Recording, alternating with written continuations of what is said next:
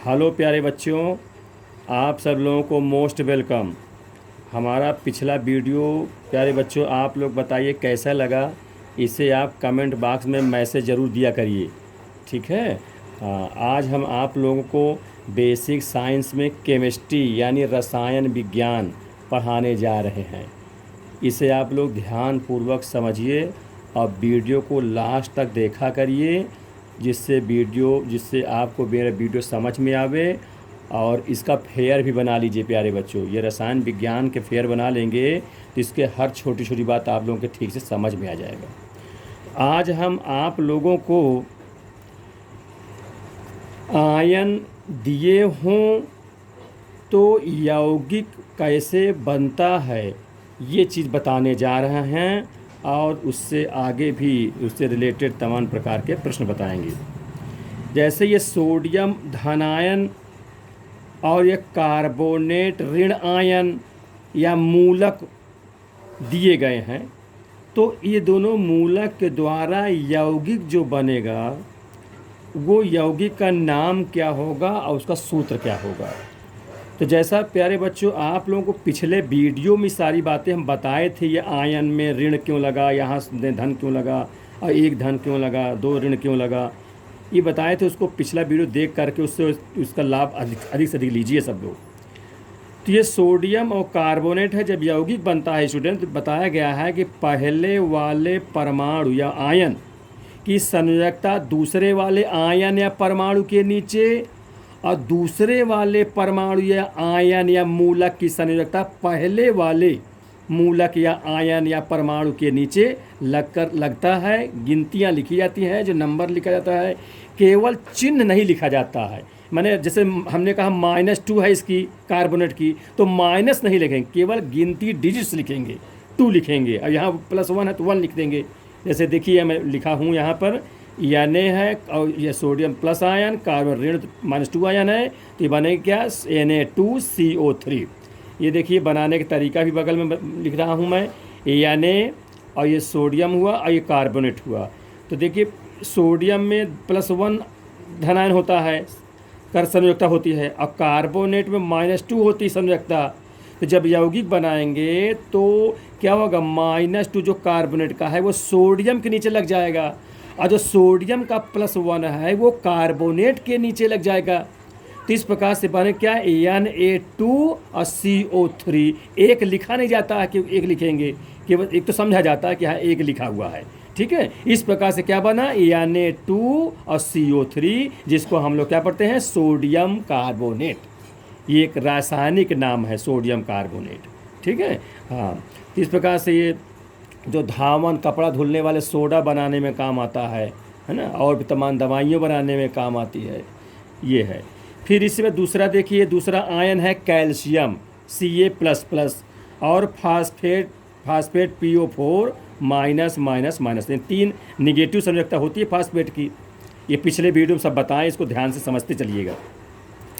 तो ये calcium phosphate लिखेंगे तो कैल्शियम के संयोजकता फास्फेट के नीचे यहाँ देखो लिखी हुई है, 2 लगा हुआ है। अब फास्फेट की जो 3 होती है -3, वो कैल्शियम के नीचे लिखा हुआ है। केवल हमने कहा कि डिजिट्स लिखेंगे, गिनती लिखेंगे, चिन्ह नहीं लिखेंगे ऋण। तो Ca3PO4 का होल ट्वाइस, ऐसा इसको पढ़ेंगे, कैल्शियम फास्फेट Ca3PO4 का होल ट्वाइस, ठीक है स्टूडेंट। क्या पढ़ेंगे इसको, कैल्शियम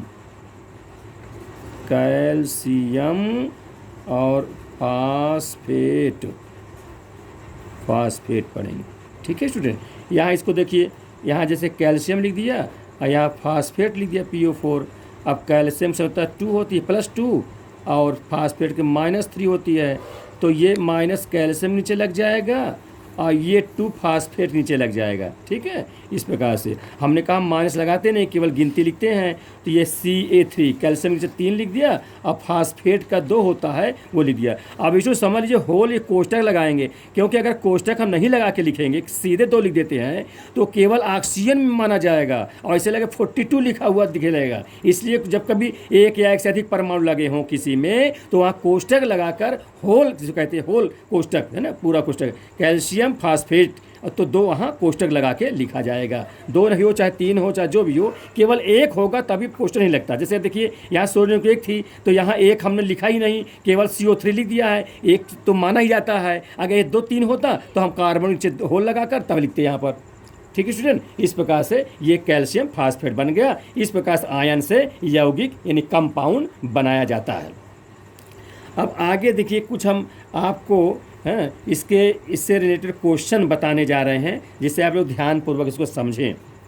जैसे लिखा किसी धातु के ऑक्साइड का सूत्र अगर MO है ना, यम।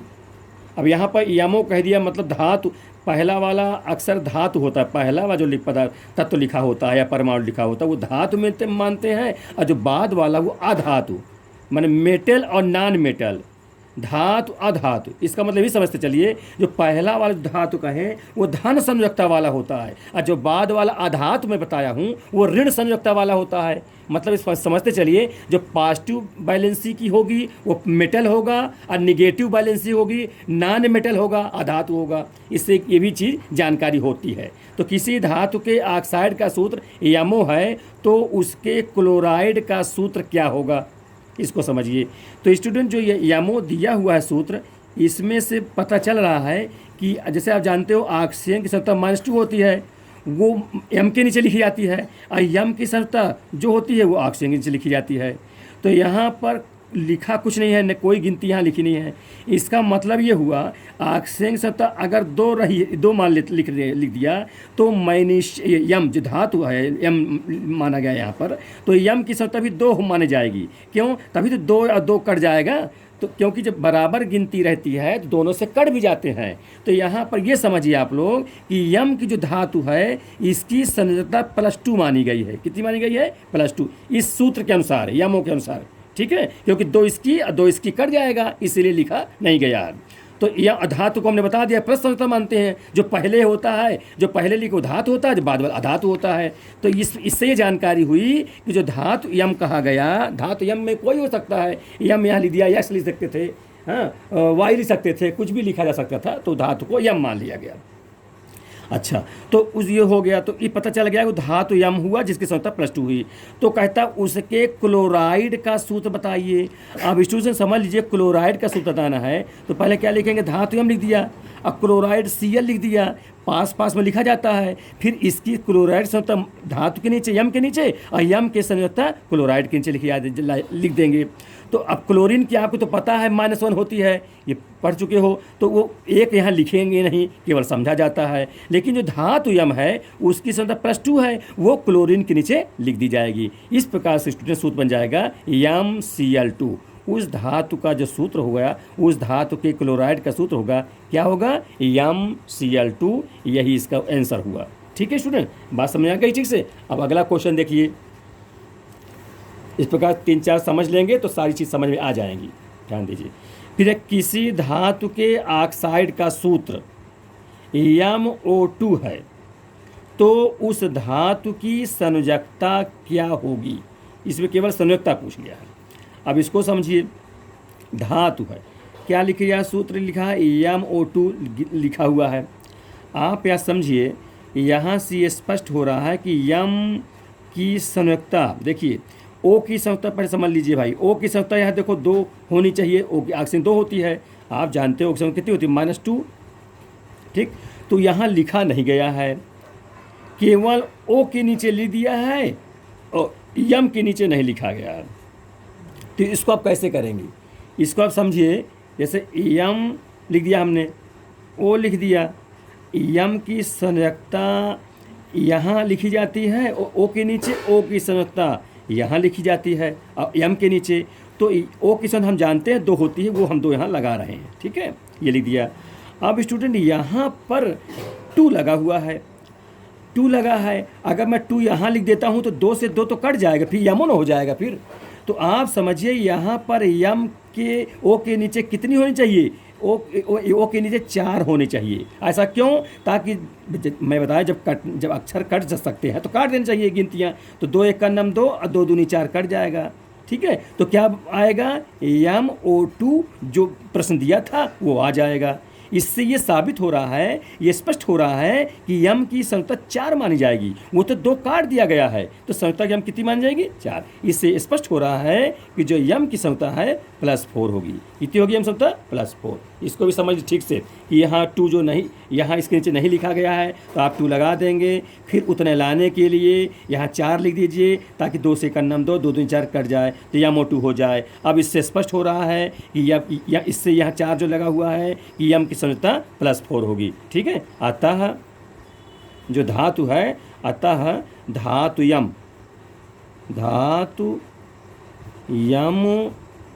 की संयोजकता लिख दिया हूँ +4 होगी।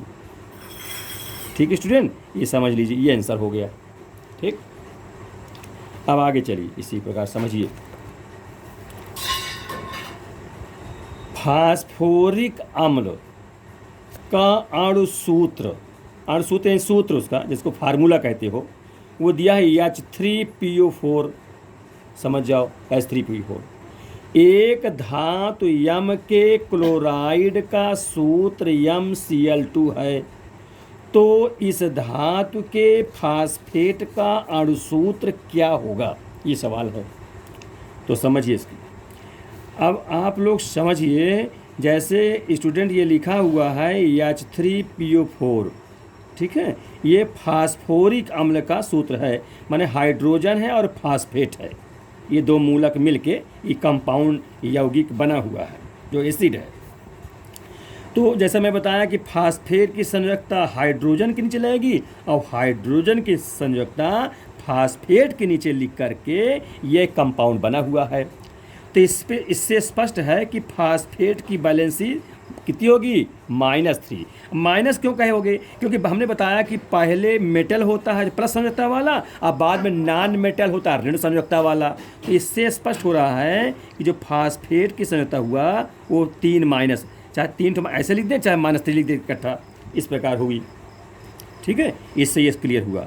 अब इसके बाद देखिए, इसके बाद कहता है एक धातु यम, उसके क्लोराइड का सूत्र MCl2 लिख दिया है। अब वो धातु क्या है? धातु यम है और सूत्र लिखा हुआ MCl2। इससे स्पष्ट हो रहा है कि यम की संख्या कितनी होगी? आप जानते हो क्लोरीन की 1 होती है, नहीं लिखा गया, और MCl की 2 लिखी हुई है। तो इससे स्पष्ट है कि यम की संख्या कितनी होगी? +2। पहले धातु है तो +2 लिख देंगे। ठीक, इससे स्पष्ट हो गया है। ठीक, तो उस धातु की संख्या पता चल गया, फास्फेट की संख्या पता चल गया, तो उस धातु के फास्फेट का सूत्र यानी अणुसूत्र क्या होगा? तो कहने मतलब एक धातु यम हुआ +2 संयोजकता वाला और प्लस फास्फेट ऋण वाला अम्लीय वाला, क्षार अम्लीय प्रवृत्ति का है, 3 संयोजकता है, -3। चलो इस बार ऐसे लिख देता है, वो एक ही बात, चाहे 3 मान ऐसे लिखें चाहे -3 लिख दें। अब जब दोनों को मिलेगा तो मैं आप बता चुका हूँ, यम की संयोजकता फास्फेट के नीचे और फास्फेट की संयोजकता यम के नीचे, जो धातु यम है उसके नीचे लिखी जाएगी। पहले धातु लिखा जाता है, बाद में धातु लिखा जाता है। तो क्या लिखेंगे? MPO4 लिख दिया। और यम की संयोजकता तो 2 है, वो कहाँ लिखी जाएगी? फास्फेट नीचे। अब यहाँ पर देखो बेटा 2 है ना, अब यहाँ फास्फेट में तो फास्फोरस परमाणु है, ऑक्सीजन के 4 परमाणु हैं, तब मिलकर ये एक अणु बना हुआ है। तो ये 2 कैसे लिखी देंगे? कोष्टक लगा के लिखेंगे, नहीं एक ही में माना जाएगा, इसलिए होल ट्वाइस लिख देंगे यहाँ पर। अब बात आई फास्फेट की, वो -3 है तो केवल डिजिट्स लिखी जाती है, चिन्ह नहीं लिखा जाता है। तो कहाँ लिख जाएगा? यम के नीचे, यम के एक लिख देंगे। ठीक है, इसमें कोष्टक कर सकता नहीं है क्योंकि एक ही तत्व है, एक ही परमाणु है। तो इस प्रकार सूत्र बन गया M3PO4 का होल ट्वाइस। इसका मतलब पढ़ें कैसे? उस धातु के फास्फेट का सूत्र है, क्योंकि धातु का नाम तो बताया नहीं गया है, न नाम लेके कह देते, इसलिए इस प्रकार से ये सूत्र बन गया। यही इसका बेटा सलूशन हो गया, आंसर हो गया। ठीक है स्टूडेंट, मुझे पूरा विश्वास है कि तुम लोगों को ठीक से समझ में आ रही होगी बात। ये मेरी ये बेसिक साइंस को आप लोग प्यारे बच्चों जितने अच्छे से गहराई से ठीक से पढ़ेंगे उतनी सारी बात समझ में आ जाएगी। नए स्टूडेंट मैंने देखा है, बहुत स्टूडेंट इंटर में पढ़ते हैं, छोटी छोटी बात समझ में नहीं आती है।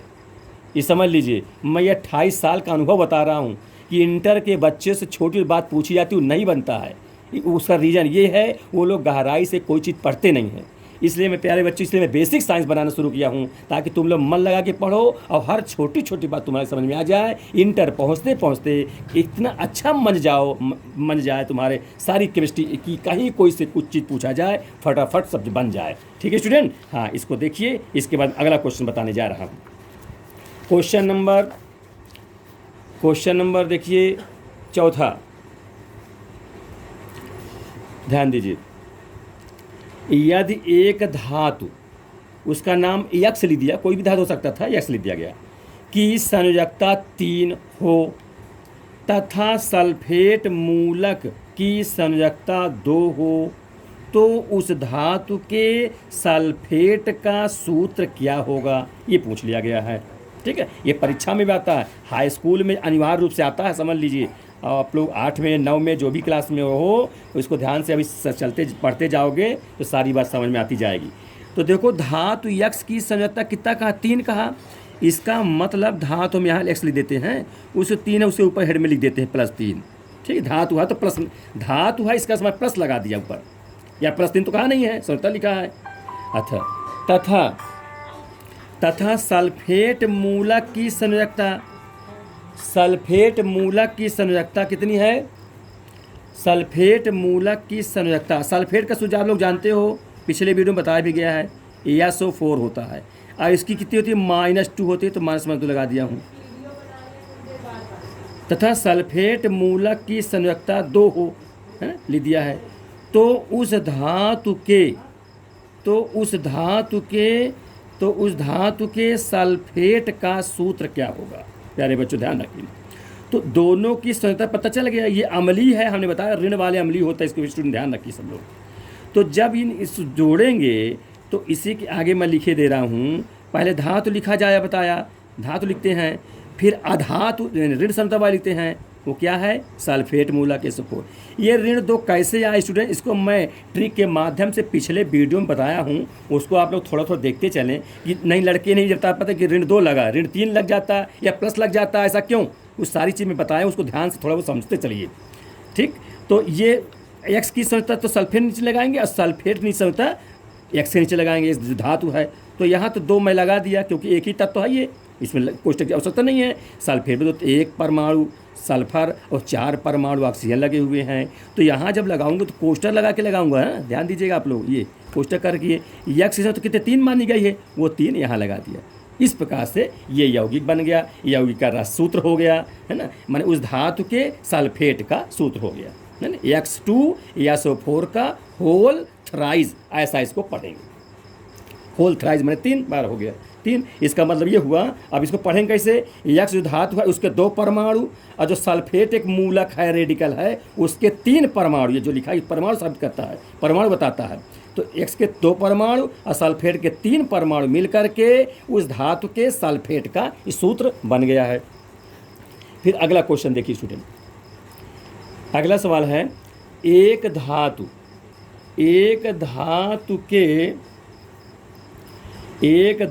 के नाइट्रेट का सूत्र YaNO3 का होल थ्राइज में 3 है, तो उस धातु के हाइड्रोक्साइड का सूत्र क्या होगा, जिसको आप जानते हो गया हाइड्रोक्साइड, है ना, ये क्षारीय प्रवृत्ति का होता है, ध्यान दीजिए, यही एक अपवाद है, इसका सूत्र OH होता है और संयोजकता इसकी माइनस होती है, OH-1, ठीक, या माइनस केवल लगा दीजिए, ये अपवाद में है। मैंने तो बताया कि जितने ऋण संयोजकता वाले होते हैं वो अम्लीय होते हैं, अधन वाले क्षारीय होते हैं, लेकिन हाइड्रोक्साइड एक मूलक या आयन ऐसा है, ऋण है फिर भी ये क्षारीय प्रवृत्ति का है, अम्लीय नहीं है, ध्यान दें। तो ये हाइड्रोक्साइड है, तो उस धातु के हाइड्रोक्साइड का सूत्र क्या होगा। तो स्टूडेंट यहाँ ध्यान दीजिए, धातु यहाँ कौन सा मानोगे, वाई मानोगे, तो ये मैं वाई लिख दिया, ठीक। अब वाई की संयोजकता तो नाइट्रेट के नीचे लिखी हुई है 3, जैसा जानते हो कि क्रमिक अंतर में लिखा जाता, क्रॉस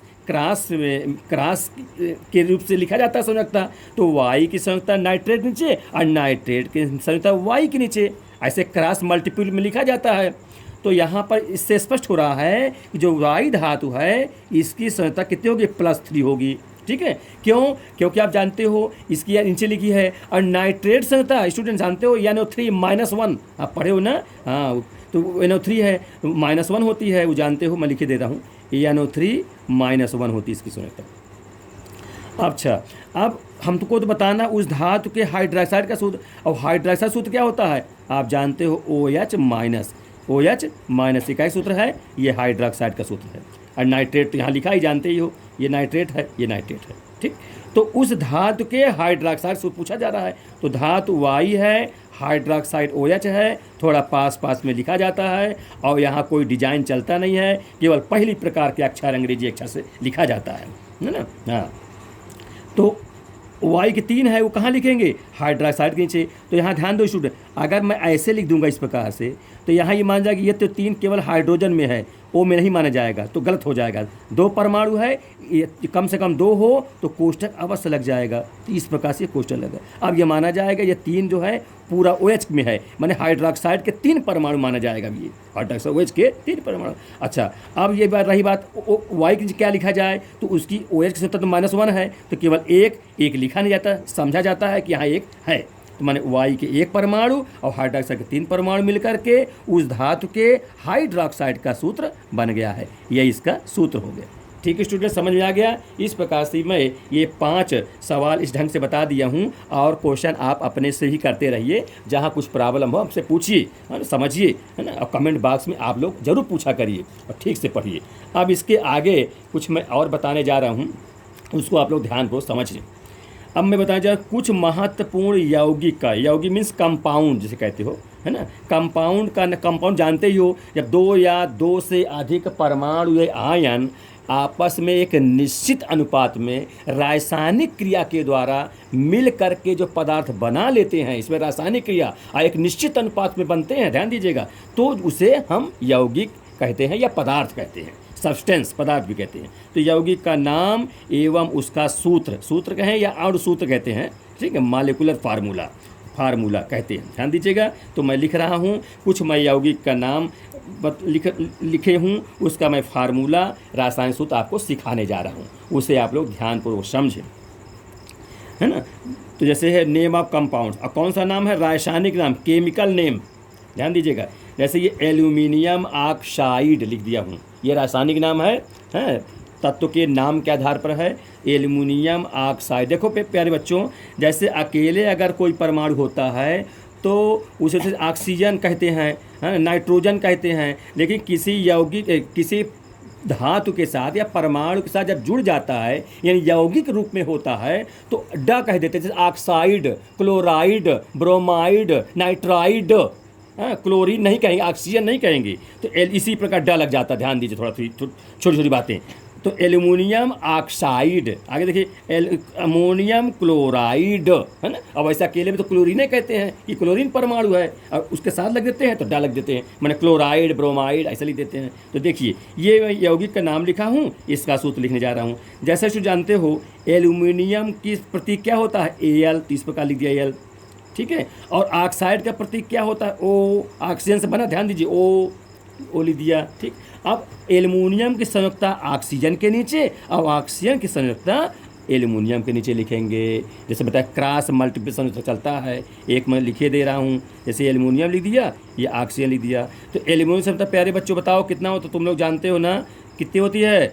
एल्युमिनियम के +3, पिछले वीडियो में सब बताया है, ध्यान दीजिएगी। यहाँ जैसे परमाणु क्रमांक से चलता है, एटॉमिक नंबर 13 होता है, तो इलेक्ट्रॉनिक विन्यास बोलिए 2 8 कितना होगा? 2 8 और 3 होगा ना। तो आउटर मोस्ट में जो 3 इलेक्ट्रॉन है, यही तो बैलेंसी होगी, है ना। मैं आपको सब बताया हूँ कि 5 इलेक्ट्रॉन इसमें या तो ये ग्रहण करे या 3 इलेक्ट्रॉन त्याग करे। तो परमाणु के अष्टक पूरा करने के लिए, यानी स्थायी अवस्था प्राप्त करने के लिए, इसको क्या उचित होगा? एल्युमिनियम के लिए ये 3 परमाणु किसी दूसरे अपने पड़ोसी परमाणु को दे देगा और अपना स्वयं जो है स्थायी अवस्था को प्राप्त कर लेगा। इसलिए ये 3 देना उचित है 5 लेने की अपेक्षा। ये सारी बातें बताया गया है, पिछले वीडियो का आप 2-3 बार पढ़िए, सारी चीज़ समझ में आ जाएंगी। ठीक है स्टूडेंट, अब मुझके आगे यहाँ सवाल बताना, सीधे सूत्र लिखना है। ध्यान दें, तो 3 लिख दिया। ऑक्सीजन की मैं बताया हूँ -2 होती है, वही लिख दिया यहाँ पर। ठीक है, अब इसकी ये जो संयुक्ता है गिनती एल्युमिनियम के नीचे लगेगी, और ये जो +3 है ये ऑक्सीजन के नीचे लग जाएगी। ठीक है, तो अब मैं बताया हूँ केवल गिनती लिखी जाती है, डिजिट्स, चिन्ह यानी साइन ऋण धन नहीं लिखा जाता है। तो बोलिए क्या हो जाएगा, एल्युमिनियम तो 2 लिख देंगे ना, ये Al2 लिख दिया। ठीक है, हाँ, और ऑक्सीजन के क्या लिख देंगे, ऑक्सीजन के 3 लिखेंगे ना, ये 3 लिख देंगे। स्टूडेंट ध्यान दीजिए, इसको देखते रहिए और इसको समझते चलिए। एल्युमिनियम संयुक्ता ऑक्सीजन नीचे लिख दिया, ऑक्सीजन संयुक्ता एल्युमिनियम के नीचे लिख दिया। इस प्रकार से ये एल्युमिनियम ऑक्साइड का सूत्र हो गया प्यारे बच्चों। ठीक है ना, समझ में आया। आगे देखिए, अब आगे देखिए अमोनियम क्लोराइड, अगला ना दूसरा नाम है अमोनियम क्लोराइड, इसको समझिए। तो अमोनियम का सूत्र आप जानते हो, NaH4 ना, ये मूलक के रूप में बताया था ना, आयन रेडिकल मूलक या ग्रुप्स। क्या होती है इसकी बैलेंसी, NH4 प्लस आयन होता है। आप जानते हो कि भाई नाइट्रोजन के कितनी -3 और हाइड्रोजन के +1 और 4 लगा है, तो 4 में से 3 घट जाएगा, +1। इस प्रकार से ट्रिक के द्वारा मैं बता चुका हूँ पिछले वीडियो में। तो इस प्रकार से प्लस हो जाता है। और क्लोराइड में क्या होती है ना, मैं कहो तो लिख दो, यहाँ पर लिख देता हूँ इस प्रकार से। और क्लोराइड में Cl- होता है ना। तो जब ये यौगिक बनाओगे, यहाँ पर एरो लगा के कह देता हूँ इस प्रकार, या ऐसे एरो लगा, चलिए जो कहूँगा तो क्या हो जाएगा, NH4 और Cl। यहाँ एक दोनों का होता है, तो एक लिखे ही नहीं जाएंगे, वो कट जाएंगे, इसलिए सीधे ये हो गया NH4Cl। स्टूडेंट, ये अमोनियम क्लोराइड रासायनिक नाम लिखा है, ये सूत्र है। इसको साधारण नाम में इसको नौशादर भी कहते हैं, ध्यान रखिए। नौशादर भी बहुत काम की चीज़ है, ये दवा में बनाने में काम आता है ना, कीड़े मकोड़े मारने में काम आता है, सफाई करने में काम आता है नौशादर, है ना। इस प्रकार से अमोनियम क्लोराइड का सूत्र हो गया। इसको आगे देखिए, तीसरा नंबर है पोटेशियम हाइड्रॉक्साइड। तो पोटेशियम के स्टूडेंट के लिख दिया, और हाइड्रॉक्साइड OH आप जानते हो OH होता है, इसकी -1 होती है, इसकी +1 होती है, तो एक लिखा ही नहीं जाएगा, यही सूत्र बन जाएगा पोटेशियम हाइड्रॉक्साइड। ये भी बहुत इंपॉर्टेंट है, ध्यान दीजिएगा। ठीक है, फिर आगे देखिए, फिर अगला है सोडियम क्लोराइड। अगला है अब सोडियम क्लोराइड। ये सब जितने मैं यौगिक पदार्थ बता रहा हूँ, इसमें से बहुत सारी दवाइयाँ बनती हैं, साबुन बनाने में काम आता है ना, कपड़ा धुलने वाला साबुन, कपड़ा नहाने वाला साबुन, है ना, मृदु साबुन जिसे कहते हो, सब कास्टिक सोडा, कास्टिक पोटास, है ना। तो समझिए सारी चीज़ें हैं इसमें, सब चीज़ धीरे धीरे बताया जाएगा एक एक करके। अब यहाँ देखिए सोडियम क्लोराइड, जिसको आप लोग साधारण नमक कहते हैं, ये नमक का सूत्र है, और सोडियम क्लोराइड उसका रासायनिक नाम है। तो सोडियम का प्रतीक Na जानते हो तुम लोग, क्लोरीन का प्रतीक Cl जानते हो। ठीक है, और ड क्यों कहा, क्योंकि इकट्ठा मिला के जब यौगिक में रूप कहते हैं तो क्लोराइड हो जाता है। अब एक संयुक्ता सोडियम की भी होती है और एक क्लोरीन की भी होती है, तो एक लिखा नहीं जाएगा। इस प्रकार से सोडियम क्लोराइड का सूत्र NaCl, क्योंकि स्टूडेंट समझ जाओ, Na+ होता है और Cl- होता है, एक माइनस होता है, बताया जानते हो तुम लोग। तो जब मिलाओगे तो एक लिखा नहीं जाएगा, ये हो जाएगा सोडियम क्लोराइड का सूत्र हो जाएगा। फिर इसके बाद देखिए अगला हाइड्रोजन ऑक्साइड, मैं लिख दिया हूँ, हाँ, हाइड्रोजन ऑक्साइड। इसको समझिए, हाइड्रोजन माने H, ऑक्साइड माने ऑक्सीजन O। ठीक है, अब संयुक्ता ढूंढिए, खोजिए आप लोग। हाइड्रोजन होता है एक, ऑक्सीजन नीचे लिखी नहीं जाएगी, एक तो माना जाता है। अब ऑक्सीजन स्टूडेंट प्यारे बच्चों बताइए आप लोग क्या होती है संयुक्ता ऑक्सीजन की, -2 होती ना, चिन्ह सहित में लेना पड़े तो। वैसे अंक में तो केवल 2 बताओगे, तो वो 2 कहाँ लिखोगे, हाइड्रोजन के नीचे लिख दोगे। इस प्रकार से H2O, जिसे हम लोग क्या कहते हैं, वाटर, जल। ये जल का सूत्र हुआ ना, जल का, ध्यान दीजिए, शीघ्र जल होता है पानी हाइड्रोजन ऑक्साइड के। इसको क्या पढ़ेंगे, हाइड्रोजन के 2 परमाणु और ऑक्सीजन के 1 परमाणु मिल करके जल का, ये पूरा जल है, जल का एक अणु बन गया। अणु की जानकारी शुरू में गुणांक का स्थान है, यहाँ कुछ नहीं है, तो माने 1 अणु बना। इस प्रकार जितने सब एक अणु माने जाएंगे, ध्यान दीजिएगा। और 2 लिख दे तो 2 अणु हो जाएगा, 3 लिख दे 3 अणु हो जाएगा। अणु कहें, बूंद कहें, ड्रॉप कहें, मालिक्यूल्स कहते हैं, अणु कहते हैं ना। इस प्रकार से ये स्टूडेंट हाइड्रोजन ऑक्साइड, जिस जल H2O, इस सूत्र हो गया वाटर। फिर आप ध्यान दें, एल्यूमिनियम सल्फेट, एल्यूमिनियम के स्टूडेंट आप लोग एल्यूमिनियम सल्फेट का सूत्र लिखिए, बताइए इसको। परीक्षा में आता कि ये दिया जाएगा, इसका रासायनिक नाम है वो सूत्र लिखिए। तो ध्यान दीजिए, ये छोटी छोटी बात लेकिन बहुत महत्वपूर्ण बात, ये सीख जाओगे तो फिर हम आपको रासायनिक समीकरण बताएंगे, उसको बैलेंस करना बताएंगे। लड़के गलती कर देते हैं, बैलेंस नहीं कर पाते, कैसे 2 से 3 से गुणा कराएं, वो रटे रहते हैं, वो सब गलत हो जाता है। हम आपको समझा के सारी बात बताएंगे तो कोई गलती नहीं आएगी, सब सवाल सब समीकरण कर लोगे अच्छे से, है ना।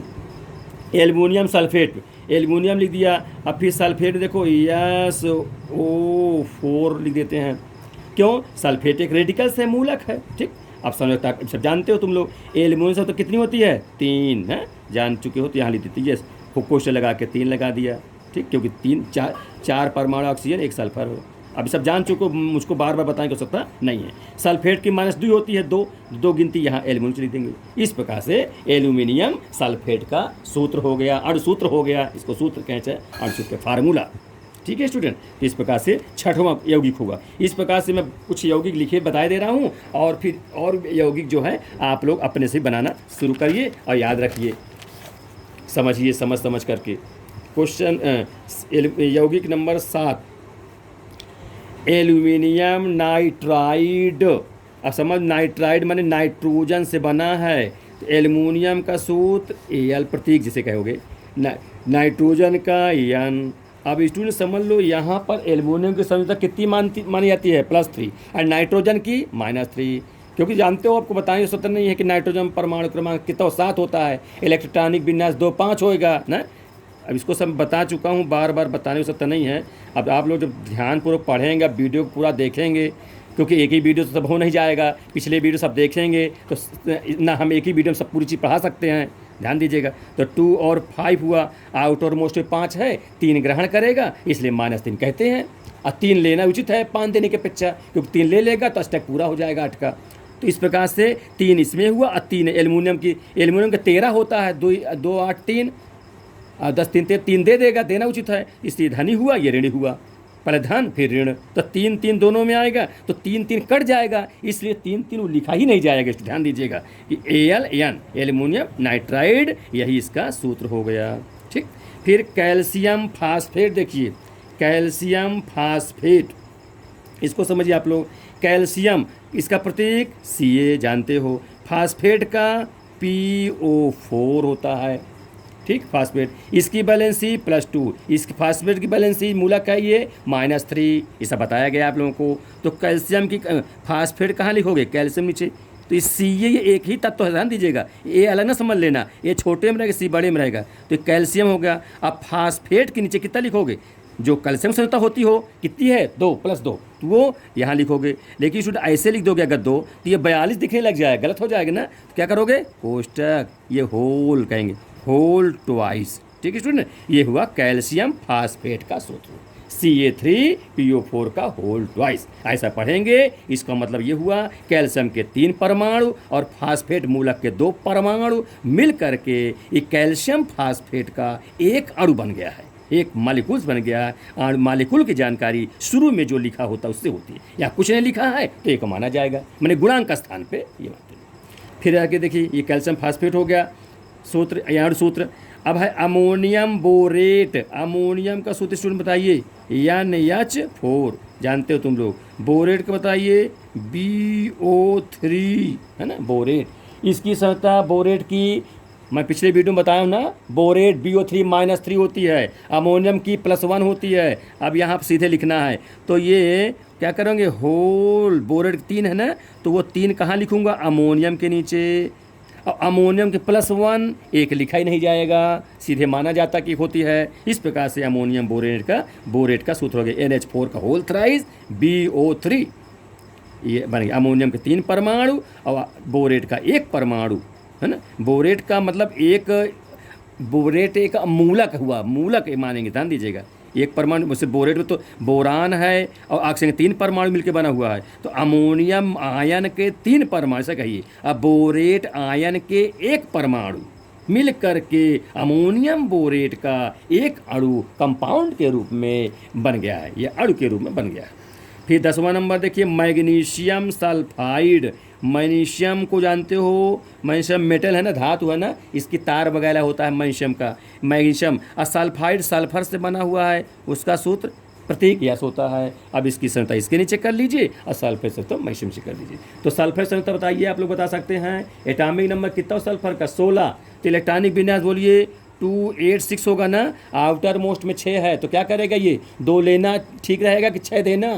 क्योंकि अष्टक आठक पूरा होता है, इसके अलावा कम ज़्यादा नहीं। तो 6 दे या 2 ले, तो 2 लेना आसान है 6 देने के अपेक्षा, इसे 2 ले रहा है, इसलिए स्टूडेंट हम कहेंगे इस सल्फर की वैलेंसी -2 होती है। अधातु है ना, अम्लीय प्रवृत्ति का है, ये ध्यान दीजिएगा। और इस मैग्नीशियम जानते हो +2 होबे करेगा, 12 है, 2 8 2 दे देगा यहाँ पर, ठीक है। तो 2 2 दोनों में हुई तो लिखेंगे 2 2 कट जाएगा, इसलिए नहीं लिखी जाती है। इसलिए इसकी सूत्र जो बताएंगे मैग्नीशियम सल्फाइड का, क्या पढ़ेंगे? MgS, ठीक है, मैग्नीशियम सल्फाइड। मैग्नीशियम के एक परमाणु और सल्फर के एक परमाणु मिल करके मैग्नीशियम सल्फाइड का एक अणु या एक मॉलिक्यूल्स बन गया है। ठीक है स्टूडेंट, समझ में आया? तो इतने कंपाउंड मैं सिखाया और फिर कंपाउंड आगे सिखाऊंगा, तब तक इतना पढ़ें। थोड़ा सा इसके आगे कुछ और भी चीज़ें बताने जा रहा हूँ, उसको भी ध्यान से समझें। अब मैं जैसे अभी तक यौगिक सिखा रहा था, मूलक आपको पहले बता ही चुका हूँ, जिसको रेडिकल्स कहते हैं, जो आयन के रूप में धन रूप में लगा होता है।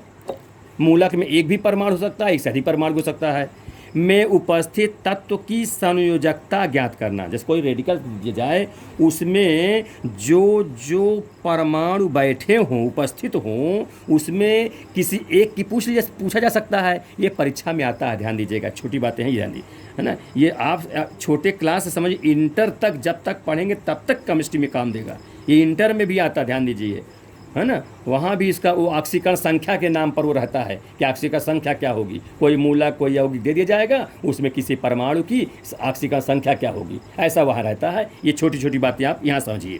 तो तत्व की संयोजकता ज्ञात करना, ध्यान दें। जैसे मैं मूलक बता रहा हूँ, फास्फेट मूलक, ठीक है, जिसका सूत्र होता है PO4 -3 में P की माने फास्फोरस की संयोजकता क्या होगी। अब इसको देखिए स्टूडेंट कैसे निकालते हैं। जिसकी पूछा जाए उसको मान लेना चाहिए। जैसे फास्ट पूछा जाएगा तो लिखेंगे, इसको हल कर रहे हैं, माना P की संयोजकता, जिसको वैलेंसी कहते हैं ना, जो संयोजकता क्या मान लिया जाए? यक्स है ना। जैसे सवाल लगाते हैं वैसा इसको करेंगे। माना P की संयोजकता यक्स है, O की पूछा तो O की यक्स मान लेते हैं, जिसकी पूछे उसमें उसकी मान लेंगे, ठीक है। अब जितने उसमें परमाणु बैठे हैं हों, उपस्थित हों, उनको सबको लिखना है गिनती के रूप में। देखो फास्फोरस के हमने यक्स मान लिया, और कितने फास्फोरस हैं? एक ही है, तो यक्स लिख देंगे, केवल 1। 2 लिखा हो, 2 लिखा हो तो 2x कह देते। फिर आगे ऑक्सीजन में आ जाइए, प्लस लगा दीजिए आगे बीच में, जितने सब जोड़ते जाएंगे। ऑक्सीजन ध्यान दीजिए, कितने ऑक्सीजन हैं? 4 परमाणु लगे हैं, और एक ऑक्सीजन संयोजकता कितनी होती है? आप जानते हो -2 होती है। अब देखिए सबका कमाल, संयोजकता का कमाल शुरू हो गया, सारी चीज़ें संयोजकता से निकलना शुरू हो गया है। तो -2 ये लिख दिया। अब कितने ऑक्सीजन लगे हैं? 4 ऑक्सीजन लगे हैं, इसका मतलब 4 से आप गुणा कर दीजिए। चलिए यहाँ लिख देता हूँ, ठीक।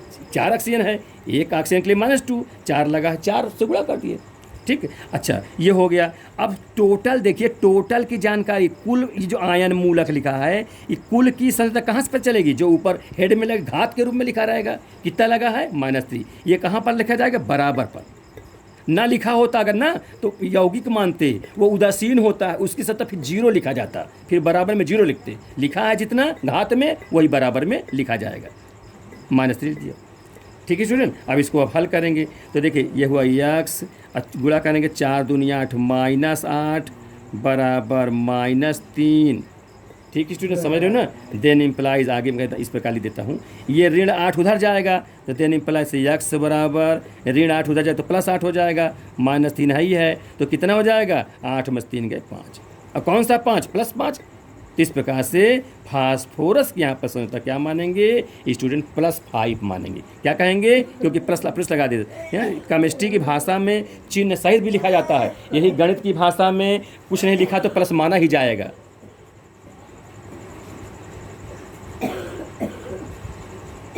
ठीक है, इस प्रकार से हो जाएगा।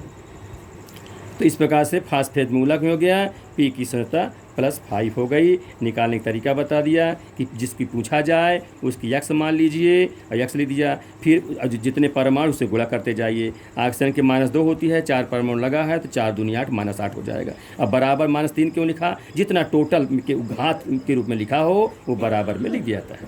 तो ये -8 हुआ, पक्षांतर कर देंगे तो +8, अब -3 तो 8 में 3 गए 5 हो जाएगा। फिर आगे देखिए दूसरा अमोनियम NH4+। अमोनियम मान जानते हो है ना, क्षारीय प्रवृत्ति का है, धन है, तो अमोनियम एक मूलक है, रेडिकल है। इसमें यन की क्या बताना? संयोजकता। यन की संयोजकता पूछो, जिसको हम वैलेंसी भी कहते हैं। यन की संयोजकता, ठीक है। तो जिसकी पूछा, मैं क्या जिसकी पूछा जाए उसको मान लेना चाहिए। तो लिख देंगे माना यन में नाइट्रोजन है ये, है ना, यन की संयोजकता क्या मानेंगे? यक्स मान लेते हैं, यक्स है। अब यहाँ लिखिए एक ही पर नाइट्रोजन है तो यक्स लिख दीजिए, एक ही बार प्लस लगा दीजिए, बीच में प्लस चले, हर बार लिखना पड़ेगा। हाइड्रोजन कितने हैं? 4 परमाणु है। एक हाइड्रोजन संख्या कितनी होती है आप लोग जानते हो? +1, तो +1 लिख दिया। कितने हाइड्रो लगे हैं? 4 × 4 कह दीजिए, क्योंकि 4 तो लगा है। 2 लगा हो 2 लिखते, 3 हो 3 लिखते इस पर। अब बराबर कर देंगे। बराबर के उधर क्या लिखेंगे? जो उस मूलक के हेड पर लिखा हो, घात में जो लिखा हो वो संख्या लिखी जाएगी। प्लस होगा तो प्लस लिखेंगे, माइनस होगा तो माइनस लिखेंगे। ध्यान दीजिए यहाँ पर प्लस कितना लिखा? +1, तो ये 1 लिख दिया, मतलब प्लस तो है ही है, ठीक। अब ये उधर जाएगा, पक्षांतर करेंगे तो यक्स 4 का नाम 4 हुआ ना, तो यक्स +4 = 1, देन इम्प्लाइज यक्स = 1 - 4, ठीक है स्टूडेंट। अब ये 4 धन है, उधर जाकर ऋण हो जाएगा, तो कितना हो जाएगा? घटाओगे तो -3 हो जाएगा। इस प्रकार से ये पता चल गया कि नाइट्रोजन की संयोजकता कितनी हुई? -3। अतः लिख देंगे यन की संयोजकता, लिख देंगे अतः यन की संयोजकता -3, मैं ऐसे लिख देता हूँ, समझ गए? अतः यन की संयोजकता -3। अब आगे देखिए सल्फेट ऋण 2 लिखा है, में यस की संयोजकता, यस की संयोजकता क्या होगी? वैलेंसी क्या होगी? इसके समझिए, यस की पूछा जा रहा है तो हम लिखते हैं माना यस की संयोजकता यक्स है, ठीक। यस की संयोजकता पूछे, इसका पूछे सीखे मान लेंगे, तो यक्स लिख दिया, फिर प्लस लगा दिया। ऑक्सीजन कितने हैं? 4 हैं। एक का संयोजकता कितनी? तो -2 होती है, इस प्रकार लिख दिया। बराबर जितना पावर घात में लिखा हो -2 वो लिख दिया, बराबर -2 है। यक्स, इसको हल कर लें, 4 दूनी 8, माइनस है तो प्लस माइनस हो जाता है, तो -8 बराबर -2 लिख दिया। अब ये बराबर ये -8 उधर जाएगा ना, तो माइनस है, पक्षांतर करते हो जानते हो चिन्ह बदल जाता है, माइनस लिखा तो प्लस हो जाएगा, और उधर -2 लिखा ही है, ये लिख दिया, तो धन 8 में 2 घट जाएगा, तो कितना हो जाएगा? 6। अतः लिख दोगे, अतः बाद में लिखना चाहिए, जिसके अतः सल्फर की, इस प्रकार अतः सल्फर की संयोजकता, मैं बिंदी लगा दिया हूँ समझ शॉर्ट में, अतः यस की संयोजकता +6 होगी, ऐसा आंसर, ठीक है स्टूडेंट। इस प्रकार से आप लोग लिखें इत्मीनान से, तब आपको पूरा नंबर भी मिलेगा और सारी चीज़ आपके अच्छे से समझ में आ जाएगी, ठीक है स्टूडेंट। अब 3 क्वेश्चन मैं ये बता दिया हूँ मूलक से रिलेटेड। इस प्रकार से और भी बहुत क्वेश्चन बन सकते हैं। इसमें नेक्स्ट आगे वीडियो में हम आपके कंपाउंड से, जैसे हम कहते हैं सोडियम कार्बोनेट दे दिया जाए, उसमें कार्बन की संख्या क्या होगी? यौगिक के रूप में है। इतना थोड़ा समझ लो स्टूडेंट, अगर यौगिक के रूप में दिया है, माने कोई ऊपर घात में कुछ नहीं लिखा है, तो आप लोग बराबर में 0 लिखोगे। क्या लिखोगे बराबर में?